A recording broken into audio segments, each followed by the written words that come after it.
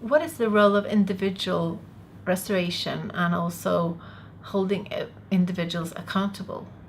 Well, both in Syria and Iraq, and actually in many conflict situations around the world, what you see are cycles of violence. The Syrian conflict has been going on now for years. The wars in Iraq, depending on when you want to say they started, have been going on for decades, in fact, many decades.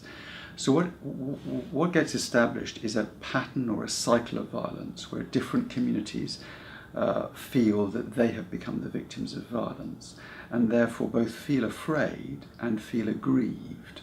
And this is one of the major drivers for future violence. So it depends on individuals who are prepared to become violent, but it also feeds off the fears and in many cases the legitimate grievances of communities. So the more we understand about the drivers for mass atrocity, the more we realise that impunity, or the failure to deal, to serve justice to people who have who commit crimes and to deliver justice to those who suffer crimes, is one of the major factors. Now, how do you deal with mass impunity? What measures do you have in the work for justice and reconciliation and combating impunity? Well, I think I highlight three real needs for justice. The first one is a system of justice that establishes rule of law in a country, because without that, people don't feel that A, they are safe, or B, that there is some set of rules that will bind not just themselves and their own communities, but all the other communities they live with as well.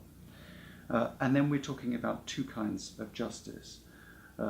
Making sure that perpetrators who commit crimes, who commit mass atrocities, are held individually responsible. So some form of prosecutions.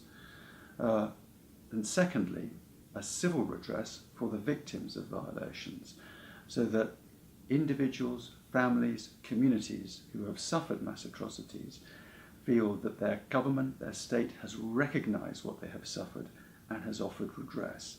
And both of those forms of justice are vital for removing the kinds of grievance and long-term intercommunal conflict that serves as a driver for future cycles of violence.